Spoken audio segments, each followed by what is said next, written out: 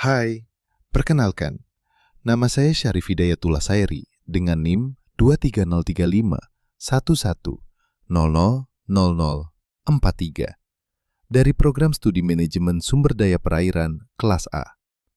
Di sini, saya akan menjelaskan konsep stok dinamika populasi ikan. Dinamika populasi ikan merupakan cabang ilmu perikanan yang mempelajari perubahan jumlah dan struktur populasi ikan dari waktu ke waktu. Populasi ikan di alam tidak bersifat statis, melainkan terus mengalami perubahan akibat berbagai faktor, baik yang bersifat alami maupun akibat aktivitas manusia. Oleh karena itu, pemahaman tentang dinamika populasi ikan menjadi sangat penting sebagai dasar dalam pengelolaan sumber daya perikanan yang berkelanjutan. Dalam kajian dinamika populasi, dikenal istilah stok ikan.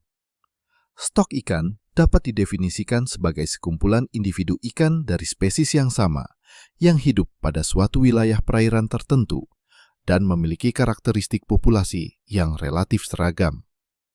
Stok ikan diperlakukan sebagai satu unit pengelolaan karena setiap stok memiliki kemampuan tumbuh, berkembang biak, dan bertahan hidup yang berbeda-beda tergantung kondisi lingkungannya.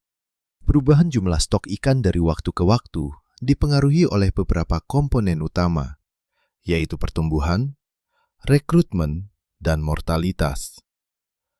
Pertumbuhan mengacu pada peningkatan ukuran dan berat individu ikan, yang secara akumulatif akan meningkatkan biomasa stok. Rekrutmen adalah proses masuknya ikan-ikan muda ke dalam populasi yang dapat ditangkap atau terhitung sebagai bagian dari stok. Sementara itu, mortalitas adalah berkurangnya jumlah ikan akibat kematian alami dan aktivitas penangkapan. Mortalitas pada stok ikan dibagi menjadi dua jenis, yaitu mortalitas alami dan mortalitas akibat penangkapan. Mortalitas alami mencakup kematian ikan karena predasi, penyakit, usia, dan kondisi lingkungan yang tidak mendukung. Di sisi lain, mortalitas akibat penangkapan terjadi karena aktivitas manusia seperti penangkapan ikan dengan berbagai alat tangkap. Jika mortalitas akibat penangkapan terlalu tinggi dan melebihi kemampuan stok untuk pulih, maka populasi ikan akan mengalami penurunan drastis. Untuk memahami pola perubahan populasi ikan, para ahli menggunakan berbagai model dinamika populasi. Salah satu model yang paling sederhana adalah model pertumbuhan eksponensial, yang menggambarkan populasi ikan tumbuh tanpa adanya batasan lingkungan. Namun, model ini jarang terjadi di alam karena lingkungan memiliki keterbatasan sumber daya. Oleh karena itu, model yang lebih realistis adalah model pertumbuhan logistik, di mana pertumbuhan populasi dibatasi oleh daya dukung lingkungan atau yang dikenal sebagai carrying capacity. Dalam model pertumbuhan logistik, jumlah populasi ikan akan meningkat hingga mencapai titik tertentu. Kemudian, pertumbuhannya melambat dan stabil ketika mendekati daya dukung lingkungan.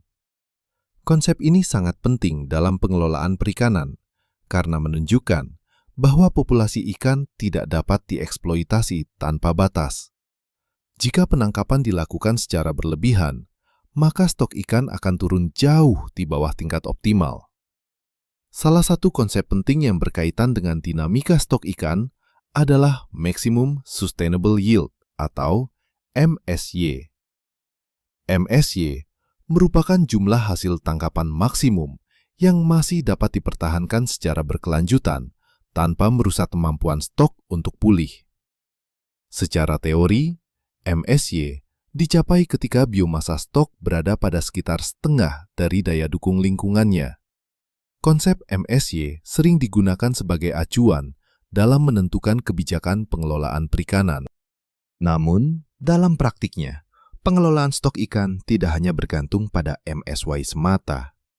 Faktor lingkungan seperti perubahan iklim, kualitas perairan, dan degradasi habitat juga sangat mempengaruhi dinamika populasi ikan.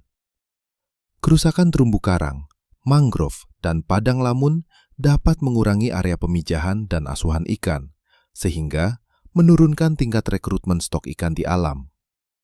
Oleh karena itu, pengelolaan stok ikan harus dilakukan secara holistik dan berbasis ekosistem. Beberapa upaya pengelolaan yang umum dilakukan antara lain, penetapan ukuran ikan minimum yang boleh ditangkap, pembatasan alat tangkap yang merusak, pengaturan musim penangkapan, serta penutupan sementara wilayah tertentu untuk memberikan kesempatan stok ikan pulih kembali. Oleh karena itu, pengelolaan stok ikan harus dilakukan secara holistik dan berbasis ekosistem.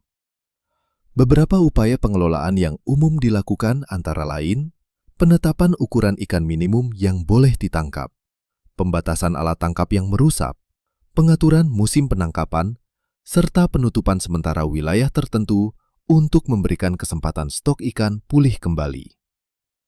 Dengan memahami konsep stok dan dinamika populasi ikan, kita dapat menyadari bahwa sumber daya ikan bukanlah sumber daya yang tidak terbatas.